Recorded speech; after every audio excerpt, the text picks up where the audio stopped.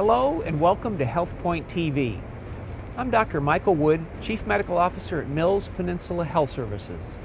Today, we're going to talk about the most important muscle in your body, your heart.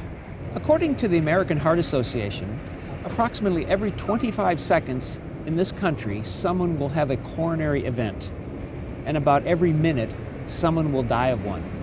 In fact, heart disease is the leading cause of death in men and women, outpacing cancer, stroke, and other diseases. In today's show, we're going to talk about the science of heart health.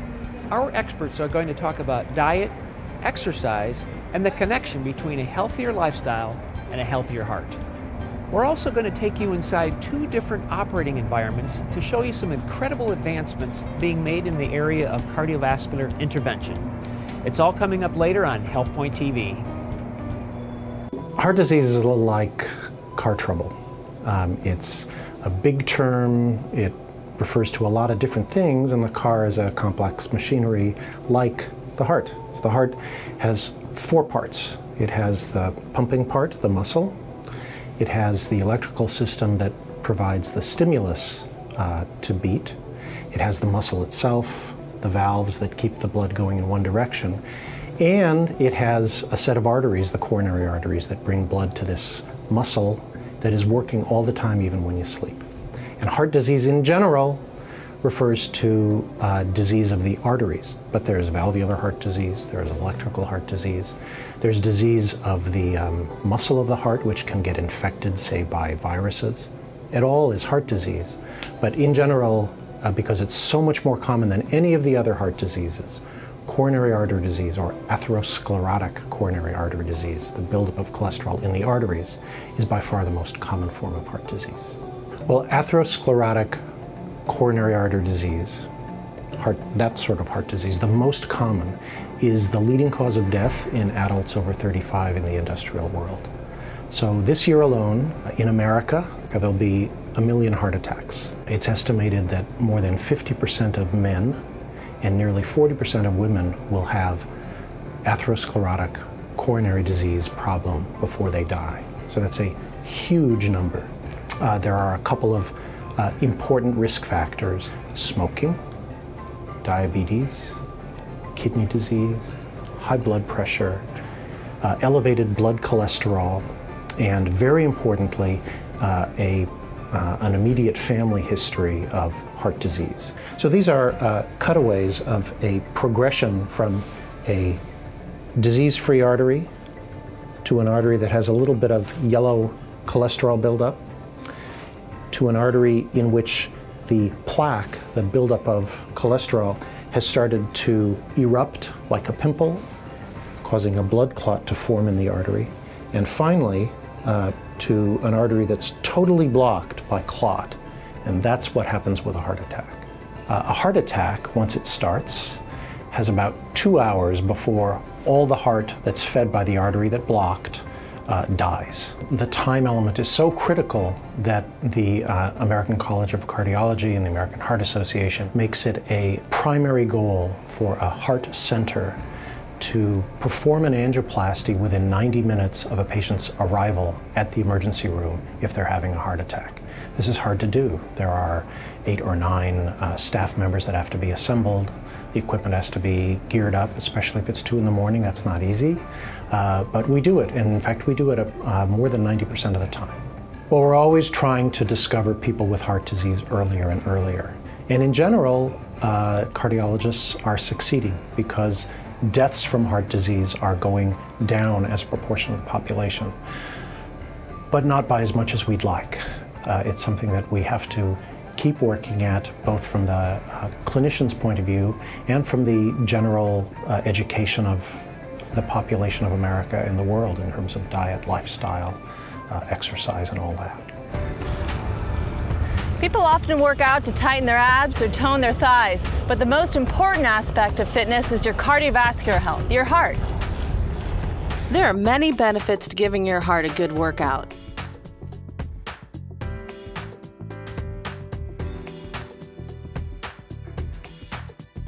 When it comes to taking care of my heart, I use the FIT principle: frequency, intensity, time, and type. Plan on doing cardio activity a minimum of 3 to 5 days each week.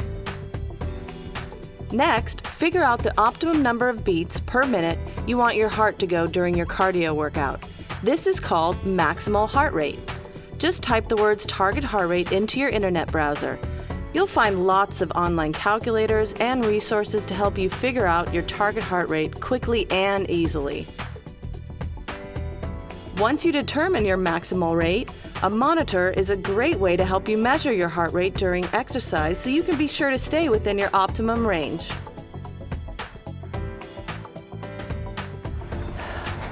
Or an even simpler way to make sure you're working out at the right rate is the talk test. You should be slightly winded, like I am right now, but be able to talk to somebody. This is a great way for beginners to ensure that you're working out at a safe and comfortable level of exercise. Lastly, 20 to 60 minutes of every workout should be continuous or intermittent cardio activity. The best thing about cardio activity is there's so many different types you can choose from. You could run, swim, bike, go for a hike, get on an elliptical trainer. The list is endless. So pick something you enjoy, have fun, and keep your heart healthy.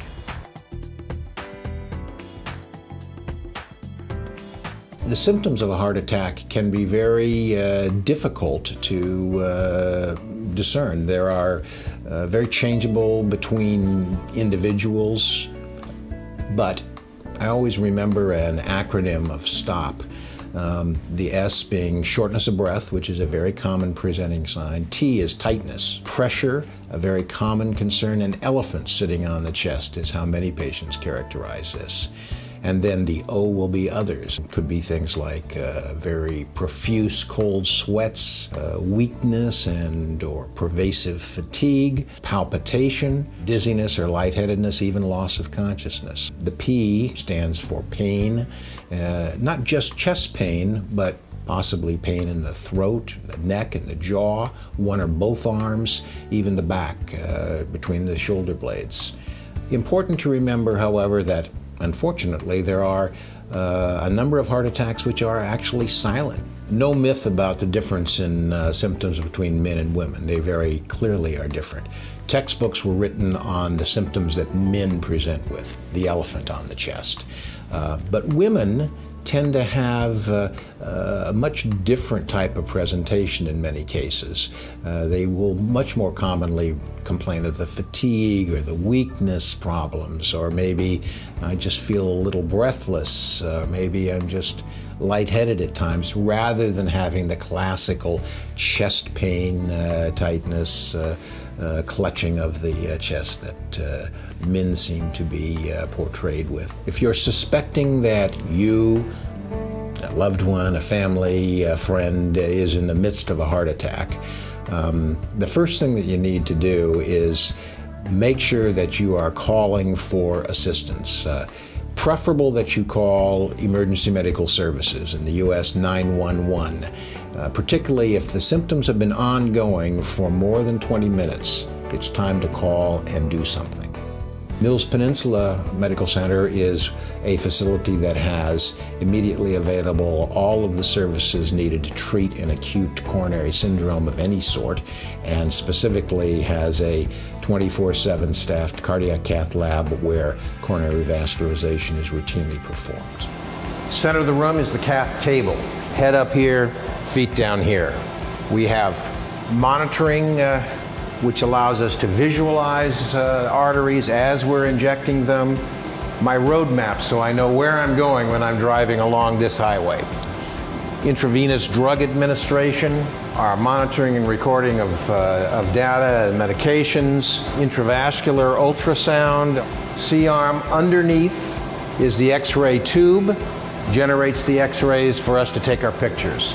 This device, an image intensifier, is used to enhance the images so that we can use less X-ray, less radiation exposure, and still get better, superior imaging. With this table, we can obviously control our table height and make our whole C-arm move into any plane to match what image we want, so we can actually get three-dimensional imaging, if you will, of the coronary circulation. Notice that in this room, most everything is hanging from the ceiling. They're on gantries, they're on uprights, very little on the floor. So we don't have to jump rope, trip over cords like we did in the old hospital labs. So let's take a look at a few of the tools. Imagine you're on this table. Typically we use either the groin and the femoral artery or the wrist and radial artery for access. But this is a sheath. This is going to be introduced into whatever artery we are using. And through this sheath, we're going to introduce the catheters that we use to do our procedures. So catheter is going to go in through the sheath, which is going to sit in the artery for the whole time that the case is going on. And this permits us to put in any number of different catheters and devices without having to continuously re-enter the artery and cause potential problems with the surface. So let's just pretend that we've got our catheter up to the heart. The operator is sitting here driving this, moving it so it goes where we want it to go. This is going to be directed into the openings of one of the coronary arteries on the surface of the heart. We're going to inject dye through this device so that we can visualize the artery, dye coming through and opacifying the arteries. When we're ready to, let's say, treat a blockage, we're going to take a guide wire, run it through our guiding catheter,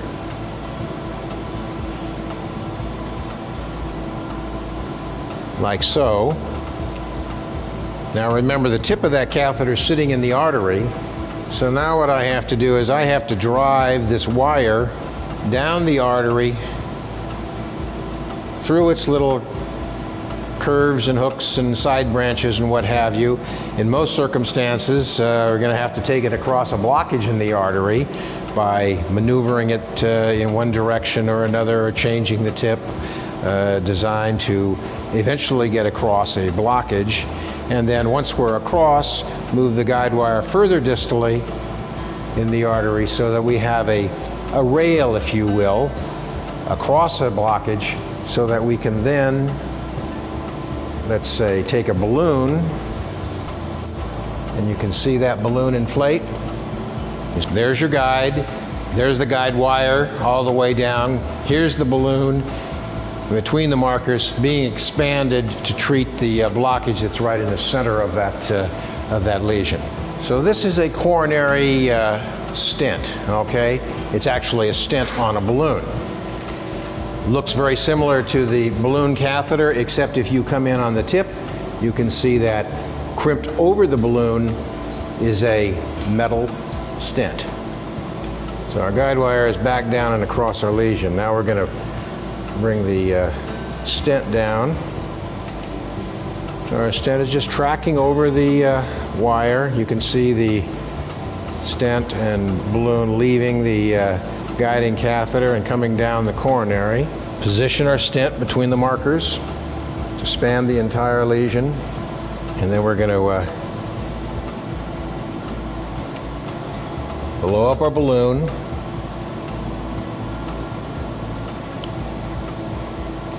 Leave it sit for a while, and then we're going to bring our balloon down. So the balloon's going to shrink back and flag and fold back into its original shape, but guess what's going to be left behind? Because this has already been now implanted under high pressure in the wall of the artery. So this is going to stay in the position where that blockage used to be, and it's going to act as a scaffolding between the ends of the artery above and below the blockage. You know, heart attacks are a dangerous thing. There's about a 30% mortality rate with heart attacks overall, half of which don't even survive to get to the hospital to be seen and treated.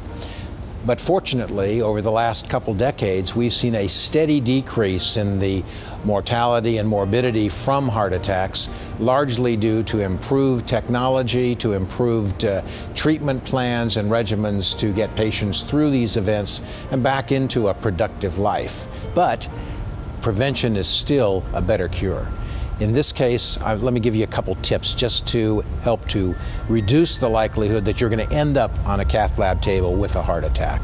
You want to think about your diet. You want to restrict your fats. You want to think about exercise and keep your weight down. If you have elevated cholesterol, you want to be treated. Get your statins. If you have diabetes, you want that addressed. If your blood pressure is high, you need to be on blood pressure medication. There's a lot that you can do to even prevent the heart attack that might otherwise be in your future. If you think you might be at risk for one of these problems that we've discussed, remember, it's your heart. It's the only one you have. See your doctor. Keep your pump intact. You know, our oceans and rivers are not just beautiful to look at. As a dietitian, I can tell you they also hold nutrients that you just can't get anywhere else. If you're looking to boost your health in a big way, I have 2 words for you: go fish. Let's talk about brain and mood. I bet you didn't know that your brain is made up largely of fat. Fish contains healthy fats. I'm not talking about the kind of fat that you get from junk food that increases your cancer risk and clogs up your arteries. I'm talking about omega-3s. They're essential fatty acids that your body simply cannot make. Researchers tell us that the Western diet is lacking in healthy omega-3s. We also have known for a long time that fish oil reduces inflammation and may also reduce your risk of heart attack. This is particularly important for women today because heart disease is more common than breast cancer. New research shows us that the omega-3s may enhance learning and memory and may fight against certain mental disorders such as dementia and depression. Experts tell us we should eat seafood twice a week, but what kind of fish should we eat? My advice at the fish market is bigger is not necessarily better. Eat lower on the food chain. The bigger the fish, the higher the levels of mercury and other toxins. Fish like salmon, rainbow trout, snapper, and maybe shellfish would be good choices because they're higher in healthy fats and lower in toxins. Fish to avoid would include swordfish, shark, king mackerel, and tilefish. One more bit of advice: whenever you can, go wild. Wild fish are busy swimming and eating tons of algae, and algae is required for making those healthy fatty acids. But you still have to be careful about where your wild fish is swimming, and if it's swimming in polluted waters, it still may not be safe. And then there's the farm fish. What they're eating could be good, could be bad. You need to do your research. So for healthy fish, you have to have a healthy environment. The conditions in our rivers and oceans are constantly changing, so you have to keep abreast of the conditions. And one last bit of advice: befriend your fishmonger. Develop a rapport and ask him how careful he is about the safety and sustainability of the product that he's selling. I recommend you buy your fish from stores who make the effort. May I have that to go, please? Atrial fibrillation is the most common heart rhythm disorder. It occurs when the natural pacemaker of the heart is lost and the atrium begins beating fast and irregular, and this causes the ventricle to beat fast and irregular. In a normal person, the heart rate at rest is 50 to 100 beats per minute, but in atrial fibrillation, the heart rate at rest may be 150 to 200 beats per minute. The symptoms of atrial fibrillation are quite varied. They may have no symptoms whatsoever. It may be something that's picked up incidentally in a routine physical exam or a preoperative exam for, let's say, cataracts, or it may have a whole host of symptoms such as shortness of breath with exertion, palpitations, exercise intolerance, fatigue, anxiety, chest pain, and dizziness. Atrial fibrillation is not a life-threatening condition, but has 2 main disabilities: loss of heart rate control and increased risk for stroke. With regard to loss of heart rate control, the heart rate at rest during atrial fibrillation is fast, and when you exercise, the atrial fibrillation causes the heart rate to go even faster. If the heart is exposed to fast heart rates for long periods of time, heart function can be compromised, and over the long term, this can cause heart failure. Atrial fibrillation also increases the risk of stroke, and the reason it does this is because the atrium loses its pumping function. The normal atrial walls expand to accept blood and contract to pump blood out to the ventricles. But in atrial fibrillation, this is lost. In atrial fibrillation, the atrium expands and the walls do not contract. They basically quiver.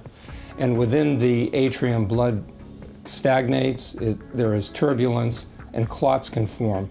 And if these clots are expelled and they lodge in the blood vessels of the brain, a stroke can result. The procedure we do for atrial fibrillation is called pulmonary vein isolation, and it involves isolating the veins in the heart that contain the abnormal electrical signals that cause atrial fibrillation. This is a model of the heart, and I want to show you the left atrium. You can see the atrium is in the back, and these vessels coming into the atrium are the pulmonary veins. This is the inside of the left atrium, and these circles are the pulmonary veins which enter the left atrium. The abnormal signals are within the pulmonary veins, and to treat that, we perform ablation, which is electrical energy applied to the heart to cauterize around the pulmonary veins. And that cauterization creates scar tissue around the veins to prevent an electrical barrier from the abnormal signals getting from the veins through the barrier into the atrium, causing atrial fibrillation. Welcome to our stereotaxis room, our X-ray equipment. It is state-of-the-art and allows us to take the very clearest images with the very least amount of radiation exposure to the patient. One of the features of our X-ray equipment is we have biplane, and that means we can use this piece of equipment and that piece of equipment to get two images of the heart simultaneously. We have a computerized 3D mapping system which allows us to make a computer model of the heart in 3 dimensions and see our catheters within 1 millimeter of accuracy. And this is an example of the screen we'd see during our mapping system. We totally rely on our 3D model so that we can see our catheter in 3 dimensions as we move the catheter around the atrium, and we don't need to use X-rays, which is very cool and decreases the radiation exposure to the patient. The next thing I'd like to show you is the most amazing feature of the room, and that's our magnets. We have computerized magnetic catheter navigation, and these two big structures on either side of the table are large magnets that allow us to move the catheter within the heart by changing the magnetic field ever so slightly. And we can do that in a very accurate manner and have very fine control over our catheters. So right now we're in the control room, and this is actually where I do the procedure. Instead of in the old days standing by the patient bedside in heavy lead gear and with instruments, we actually do the entire procedure from here and using this mouse. So in this room we have a whole bunch of screens. These screens over here record the electrical signals from the catheters that are within the heart. This screen is our mapping system, and we can see the 3-dimensional image of the atrium we're working in, as well as the catheters and where they are located. This screen is the stereotaxis screen and allows us to navigate magnetically. As you can see, we can move this in any direction to see exactly where the catheter is within our model. This is an actual model of the case, and this shows the left atrium. The pulmonary veins are shown here in the colored lines, and the red dots show the ablation points. This is where the ablation was performed around the pulmonary veins to perform electrical isolation. What we mean by ablation is the creation of scar tissue around the veins, which provide an electrical barrier so that the abnormal signals from within the pulmonary veins can no longer affect the atrium and cause the atrium to go into atrial fibrillation. With a manual catheter, which is a stiff catheter, it is only in contact with the heart wall part of the time. Remember, the atrium is expanding as it fills with blood and contracting as it expels blood. So the catheter really is not in contact with the wall all the time. with a manual catheter, which is pushed into place. But with a stereotaxis catheter, it's pulled into the wall of the atrium, and it follows the atrium no matter where the atrial wall goes. So it's always in contact with the atrial wall. And we think that gives better contact and allows us to give better ablation lesions. So we think that's going to be more effective. So let me show you a manually controlled catheter. The catheter is fairly stiff, and in the left atrium where we're working, the walls are thin and the chamber is very delicate. And with a stiff catheter, you can inadvertently puncture the wall of the atrium and cause bleeding. And even experienced operators have this complication. This is the most common serious complication of catheter ablation. Now, in contrast, the magnetically steered catheters do not have to be stiff. They are floppy, they are soft, and they move with the magnetic field. They do not need to be pushed. They are drawn into the wall of the atrium by the magnetic field, and it's virtually impossible to perforate or puncture the wall of an atrium with one of these catheters. This is an exciting time to be an electrophysiologist, and I'm delighted to bring all these new innovations to our patients. There are more and more occasions where a cardiologist will work hand in hand with a cardiac surgeon to do procedures. To that end, the next addition at Mills-Peninsula Hospital will be a hybrid cardiovascular suite where cardiovascular as well as vascular procedures can be performed. This means that a combined interventional and surgical approach to a patient can be done sequentially under one anesthesia. For the patient, these new techniques and technologies mean a shorter, more precise procedure that requires less time under anesthesia. Your heart health is the key to lasting wellness.